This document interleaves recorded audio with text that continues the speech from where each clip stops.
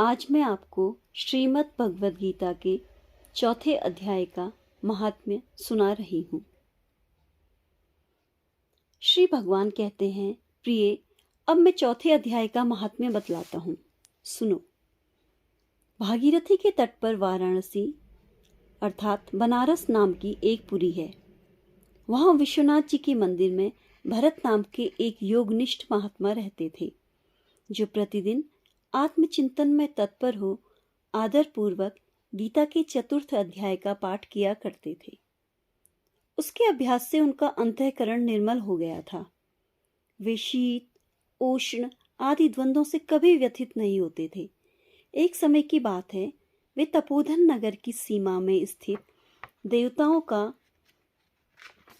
दर्शन करने की इच्छा से भ्रमण करते हुए नगर से बाहर निकल गए। वहां बेर के 2 वृक्ष थे। उन्हीं की जड़ में विश्राम करने लगे। एक वृक्ष की जड़ में उन्होंने अपना मस्तक रखा था और दूसरे वृक्ष की जड़ में उनका एक पैर टिका हुआ था। थोड़ी देर बाद जब वे तपस्वी चले गए, तब बेर के वे दोनों वृक्ष 5 से 6 दिन के भीतर सूख गए। उनमें पत्ते और डालियां भी नहीं रही। तत्पश्चात वे दोनों वृक्ष कहीं ब्राह्मणों के पवित्र गृह में 2 कन्याओं के रूप में उत्पन्न हुए। वे दोनों कन्याएं जब बढ़कर 7 वर्ष की हो गईं, तब एक दिन उन्होंने दूर देशों से घूमकर आते हुए भरत मुनि को देखा। उन्हें देखते ही वे दोनों उनके चरणों में पड़ गईं और मीठी वाणी में बोली, मुनि, आपकी ही कृपा से हम दोनों का उद्धार हुआ है। हमने बेर की योनि त्याग कर मानव शरीर प्राप्त किया है।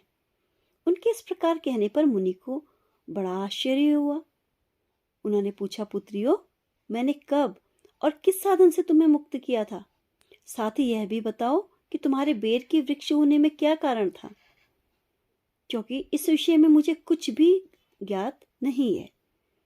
तब वे कन्याएं पहले उन्हें अपने बेर हो जाने का कारण बतलाती हुई बोली, मुनि, गोदावरी नदी के तट पर छिन्नपाप नामक एक उत्तम तीर्थ है, जो मनुष्यों को पुण्य प्रदान करने वाला है।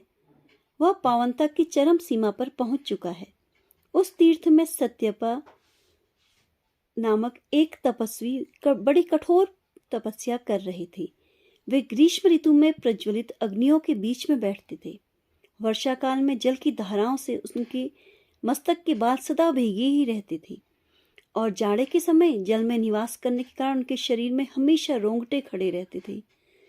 वे बाहर भीतर से सदा शुद्ध रहते, समय पर तपस्या करते और मन तथा इंद्रियों को संयम में रखते हुए परम शांति प्राप्त करके आत्मा में ही रमण करते थे। वे अपनी विद्वता के द्वारा जैसा व्याख्यान करते थे, उसे सुनने के लिए साक्षात ब्रह्मा जी भी प्रतिदिन उनके पास उपस्थित होते और प्रश्न करते थे। ब्रह्मा जी के साथ उनका संकोच नहीं रह गया था। अतः उनके आने पर भी वे सदा तपस्या में मग्न रहते थे। परमात्मा के ध्यान में निरंतर संलग्न रहने के कारण उनकी तपस्या सदा बढ़ती रहती थी। सत्यतपा को जीवन मुक्त के समान मानकर इंद्र को अपने समृद्धशाली पद के संबंध में कुछ भय हुआ। तब उन्होंने उनकी तपस्या में सैकड़ों विघ्न डालने प्रारंभ किए। अप्सराओं के समुदाय से हम दोनों को बुलाकर इंद्र ने इस प्रकार आदेश दिया, तुम दोनों उस तपस्वी की तपस्या में विघ्न डालो, जो मुझे इंद्र पद से हटाकर स्वयं स्वर्ग का राज्य भोगना चाहता है। इंद्र का यह आदेश पाकर हम दोनों उनके सामने से चलकर गोदावरी के तीर पर, जहां वे मुनि तपस्या करते थे, आईं।